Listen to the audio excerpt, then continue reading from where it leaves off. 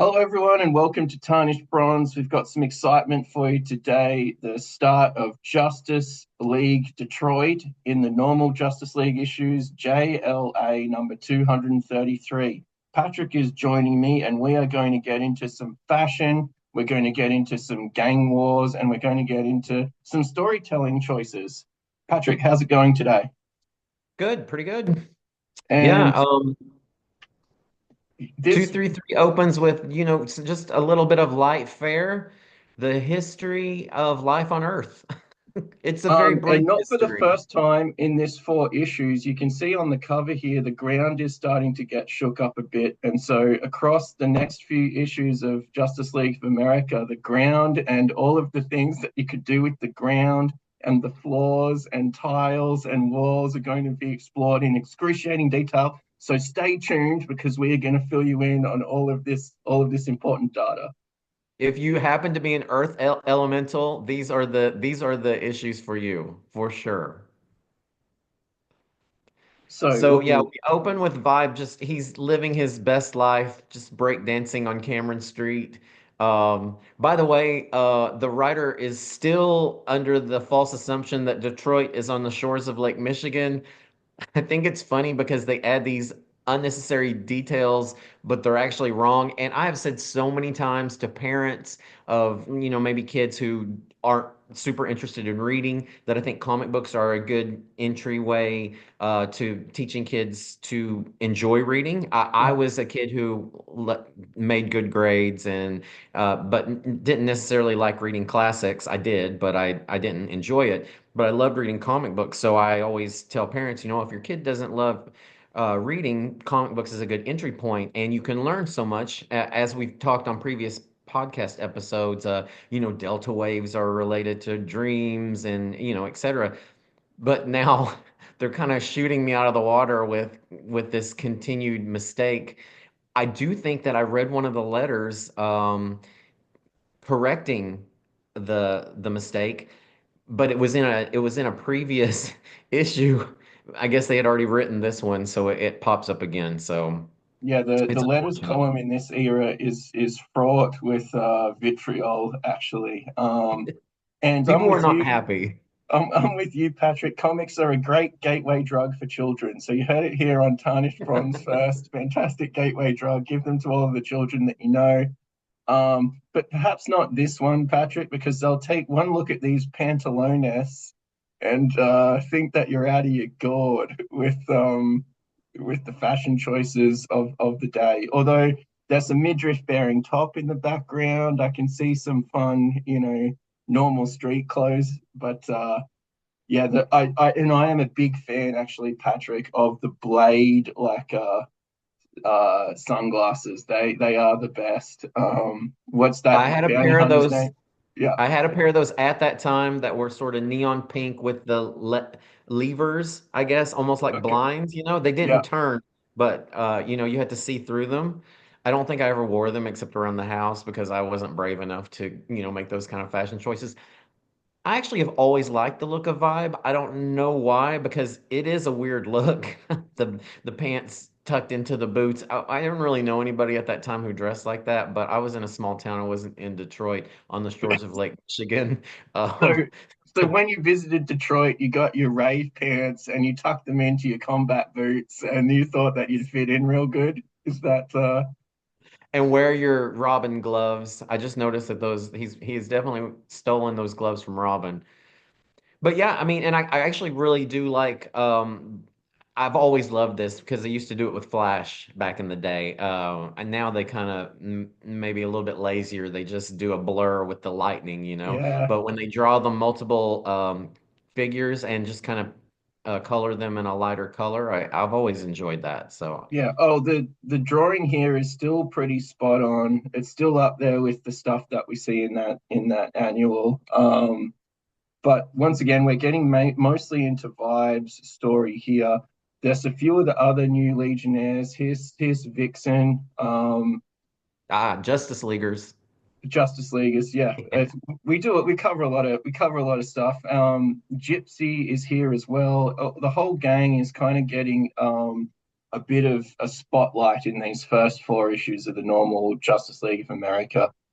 I'm starting to think that I think it's a bit of a different inker, Bill Anderson here, and I think some of the backgrounds are getting a bit loosey goosey, a bit lazy, especially compared to that annual. Maybe the Mhm. annual had a lot of time to go into it, but like the thugs and stuff just seem a little bit lame to me, Patrick. And what's the name of this gang that's invading Cameron Street? The So while Skulls. Vibe is, living his best life, he's confronted by his past, by one particular gangster, Crowbar, who's the leader Right. of the Skulls. Vibe is no longer in a gang, but he used to be a member of El Lobos, and they're led by his brother Armando. So Vibe is trying to explain to Crowbar that he's left the gang life behind.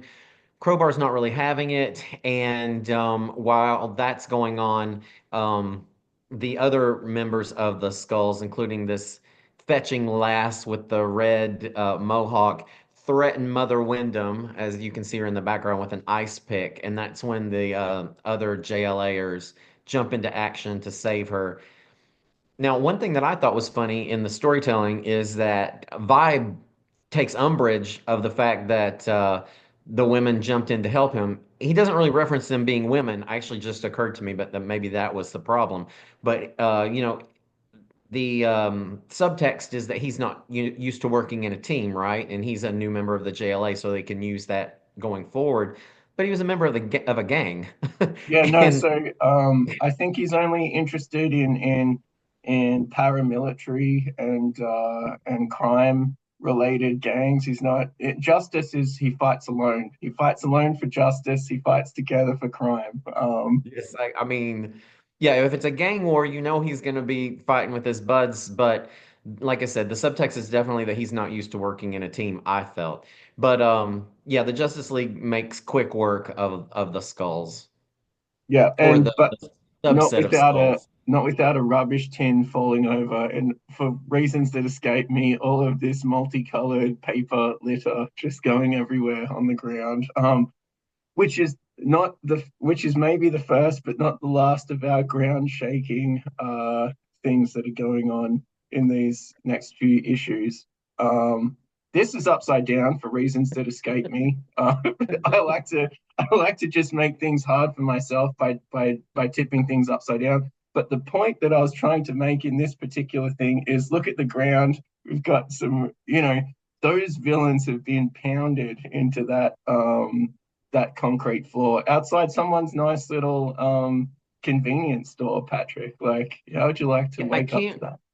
I can't remember if the hole in the top panel slash bottom panel was created by Vibe's vibration powers or Zatanna's magic, but as we'll see, Zatanna's magic, at least in this four issue arc, really seems to default to Vibe's vibration powers affecting the ground. Again, I mean, we don't want to put too fine a point on it, but I mean, they did, so why shouldn't we? Yeah, just seems a little bit bizarre, and especially with Zatanna's sort of funny headdress, it doesn't really scream Earth powers to me. It sort of screams, third-rate Vegas magician. But yeah, anyway, another preoccupation that the Justice League of America has around this time is lifting cube and rectangle based objects, like no other shapes of objects, just cubes. And here we see Steel in a really good panel, might I. We've got Gunn there with his clipboard. He's doing some metrics. Like it does look a pretty cool thing. We've got Aquaman there, and is boorish Aquaman going to be a meme going forward, Patrick? It just seems very unlikable. Yeah, I feel like they may have pushed that a little bit too much. I mean, this is a character that has years and years of experience dealing with people, and I mean, maybe he hasn't led the team before, but he's really having a hard time, sort of, especially with Steel pushing him too hard, and every time he sort of meets a roadblock, he kind of ends up making the same mistake again. Oh, back to your lifting cubes thing. We've noticed that this is a very much a comic book trope. I mean, we've seen The Thing do this. I mean, I feel like Colossus, like so many heroes doing this training block of literal, to pardon the pun, Yeah, that's a good one. of lifting these large cubes. I don't know. Do the editors at Marvel and DC just go, "Hey, pal, how good your cubes are, mate? Like, we need you to get on these cube drawings, and then maybe put a figure underneath it, like pushing it up." But the, This one's a good one. Actually, I have to say, I think the Fantastic Four maybe did it better a yeah, couple of times. this is a good techie cube. They have some measuring, like the cube is actually wired up for pressure based things, and you can see that Martian Manhunter and is referring to the old mate with the clipboard there. Like it seems pretty sound. Like this is a thing that I could want to do. But Patrick, one thing I'm worried about: how does Steel get under the cube to start with? Like that's Maybe it's lowered. I don't know. I hope he lifted with his legs. yeah, At my age, that's very prescient advice. One thing I like about this panel is the scale of John Jones is really nice because he's actually supposed to be, I think, in my estimation, a very tall creature, alien. So I really like how he's in the background, but he's still very tall.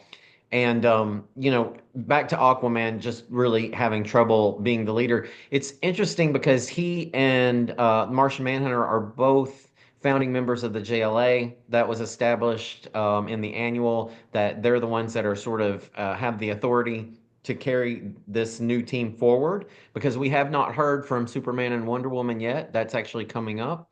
Um, but they have made the editorial or creative decision to have Aquaman be the leader. But when he sort of has trouble with leadership skills, he turns to John Jones, who is sort of playing the part of the wise sage. So it kind of begs the question of why he's not the leader, I guess, a little bit.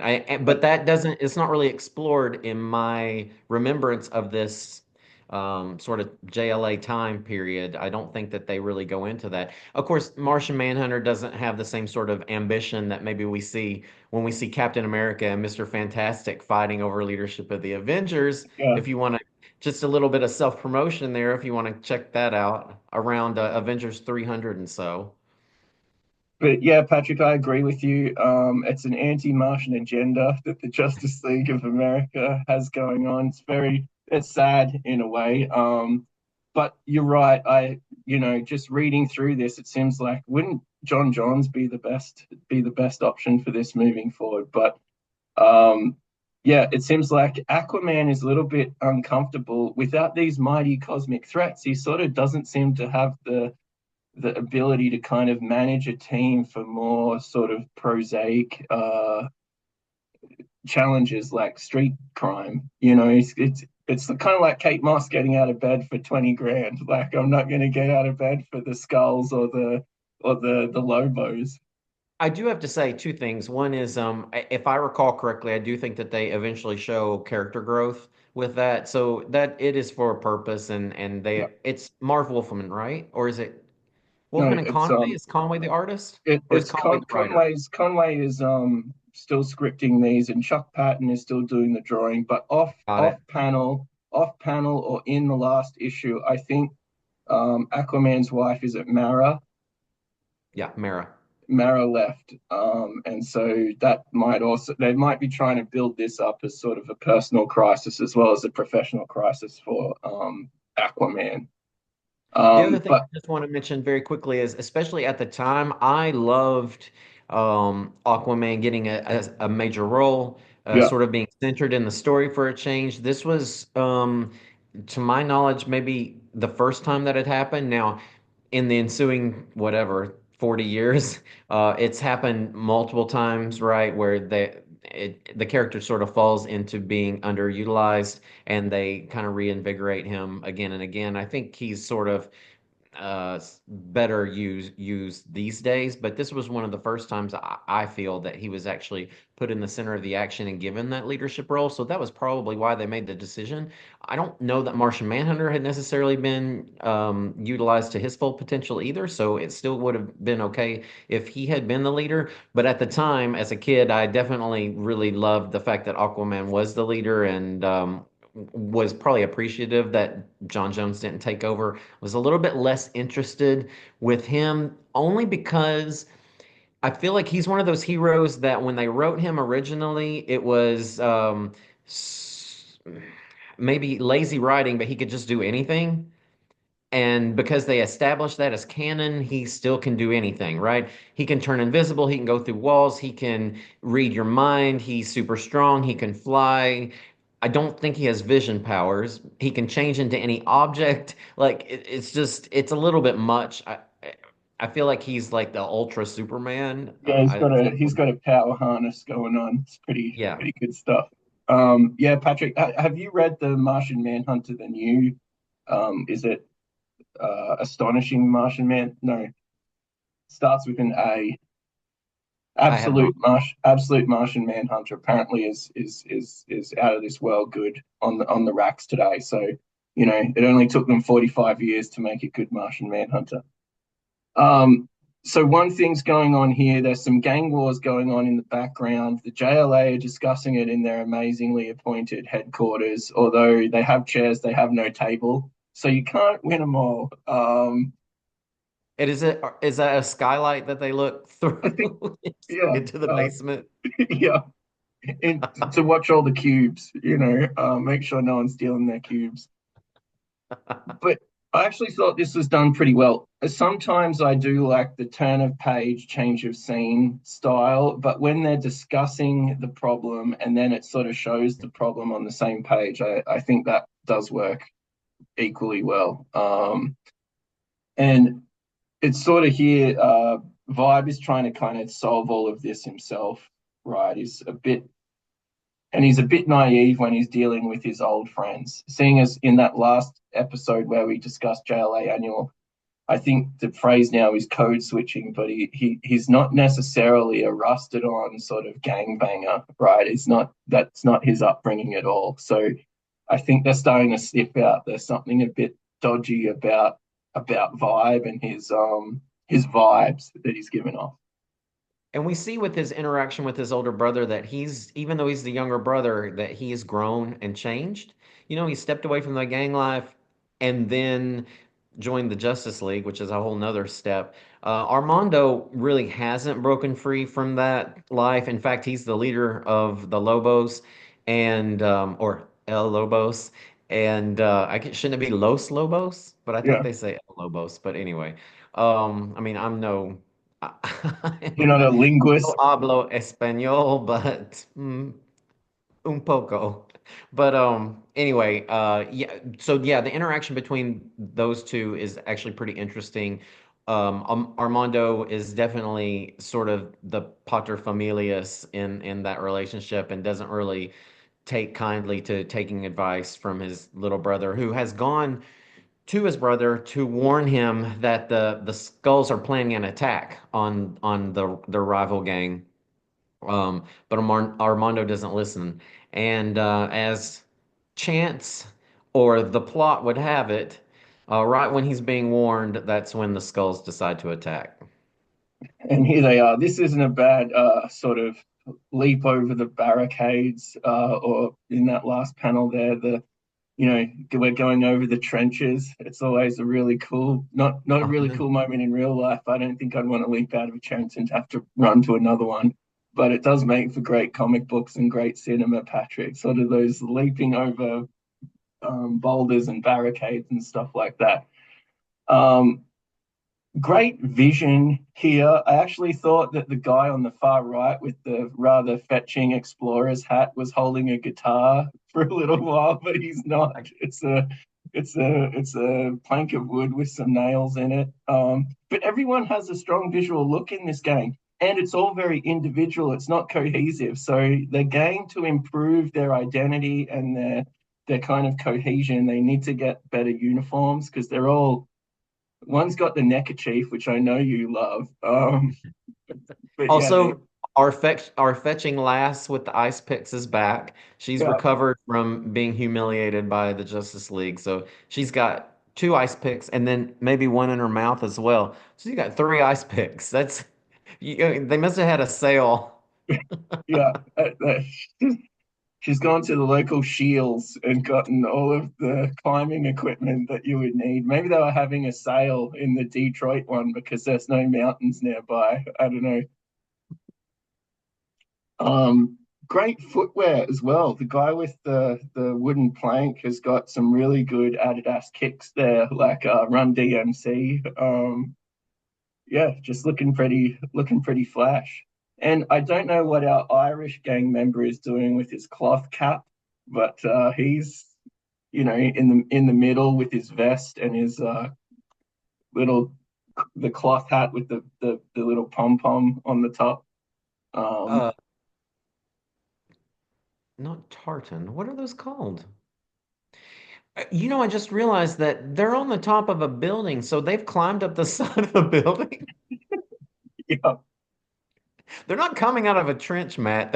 They've climbed up the side of a building she has two ice picks in her hands. Did she use the ice picks to No, like but this comic is just getting better and better for me because you'd think that you'd hear that all of the grappling and the rappelling and all of that stuff. Like, I want to say too, talking to you about them and also recording it. I noticed things that I ne absolutely did not notice when I was reading it for the X number of times. I mean, I've obviously read this comic book probably back in the day. I've maybe read it since then, reread it a few, week ago, month ago, whenever it was, and now looking at it again, and I finally realized, oh, they've climbed up the side of the damn building. so I like to think that I bring all of the military tactician stuff to our analysis of these fights, and it just seems like Paco and his brother are really missing a trick by not having some sort of sentinels out to sort of watch for the Yeah. walls to see that no one's just climbing up them. Not a bad not a bad fight scene, all said. We Mm. were little I mean, I think the art has regressed a little bit from the annual because these issues have got to come out as a clip. But everyone here does their thing in the fight scene, which I really like. And the absolute just how massive Martian Manhunter is gets put across. Vixen as our proto Wolverine or our substitute ersatz Wolverine rather kind of gets her little punch in. I mean, at least the one benefit of this elongated man scene here is that for once he's not doing his elongated neck. He has other limbs that he can play with. And I do like how the skulls actually have a skull jacket. So that's kind of pretty cool. I did think this fight scene kind of sold it well, and they weren't relying on ground punches or litter to sort of show the disarray that the fight scene caused. So this wasn't too bad, but there's just some real weird choices going on more generally in this issue, Patrick. Two And things about the fight scene I'll mention. One is John Jones he's grown to giant size there, which is just a weird use of his powers. Otherwise, I actually like the way they played out the fight scene with JLA versus the Skulls. As you know, I don't really like street level scenes and street level crime. I prefer like superpowered villains. But in a way, that fight was maybe handled better in some ways than the fight that we'll see against a superpowered villain team. I don't want to give too much away. You'll have to yeah, tune into I, that one. I really did think that this issue worked. We get some backstory of Vi, which was the whole point of this issue. We get some of the sort of on the back burner. We've got some of that stuff with Steel and why he's upset, and Aquaman is feeling upset, and John Johns has kind of got to be the glue to keep the team together right now. Patrick, it's not as good as the annual, is it? No, it's not. No, by no means. Now, one interesting additional sort of Oh, uh, advantage is that the four covers, do go together to make one big scene, so that's kind of cool. And also, just to wrap up the issue for the future, I don't know if Armando appears again. I can't remember, to be honest. But he's unwilling, despite being sort of bailed out by the JLA, to learn anything. He's unwilling to leave the gang. He gives an impassioned plea, some of which doesn't make a whole lot of sense, including Aquaman's retort back to him. So as far as the dialogue, it was a little bit stilted there. And then the issue ends, and we will return to this with Crowbar being, transported out of his jail cell by a mysterious voice Yeah. from beyond, and So that will be revisited. But yeah, I do think that later issues get better. As I've told you privately, it's been many years, so don't hold me to it. But I do think that when Amazo shows up, and then they also have Despero later in later issues, that perhaps this version of the JLA gets better. Full disclosure, I don't think that I had this arc when I was a kid, which goes to show. I honestly, the covers are pretty cool, but if I had flipped through them, I probably wouldn't have been as interested because, again, even then, I was like, street, they're fighting a gang. Like, if you've got basically Superman Ultra in the form of yeah, Martian Manhunter, yeah. why do we need the JLA to fight a group of, Punks. gangbangers? Yeah, So yeah. yeah. So So I probably didn't read those, but I do know that I had the Amazo and the Despero one. So that's why I think my remembrance of this version of the JLA maybe is more positive than what we're seeing so far. I will say the Despero covers do look good. So my just little wrapping up comment is it works as a sort of junior Justice League. If we were trying to recruit new members, then Vibe is someone who we could do, and it seems like he's turned a corner in his outlook on life. The dialogue in this is really dull, really stilted, really off. The dialogue in the annual, not so much. So here, even though some of the things have dated, also the dialogue is just much more poor, and some of the supporting cast are really just bizarre, like the mother's sort of shop and stuff like that. Just came across as just a thud rather than a sizzle.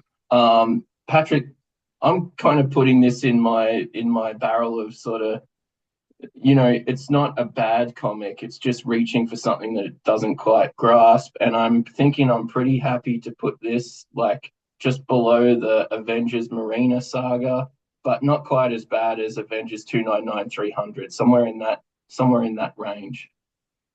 Um, Because the art is still pretty good. yeah, the art is good. I blocked it out. Remind me, 304, Avengers 304 is the Puma Yeah, issue. yeah. I think the Puma issue was better than this. Okay. I I So I, I I maybe was put it between Avengers 304 and Batman 315. oh, okay. I can see that. I can see actually in I the don't want to grand domineer though. No, in the grand scheme of things, it was a bit of a disappointment Yeah. compared to that annual. That so some things I'm just like, this is pleasantly not crap. This thing I was really looking forward to after the annual, and it did sort of it was a bit jaded. And I guess it's a bit more coherent than Invasion 3 in my case, though. And Avengers 299 300 is just an abomination. This is not the same level, Oh, though, I think, Patrick. Just, that is true. We could put it under, to compromise, we could put it under Invasion 2 and yeah, maybe above Avengers Inferno.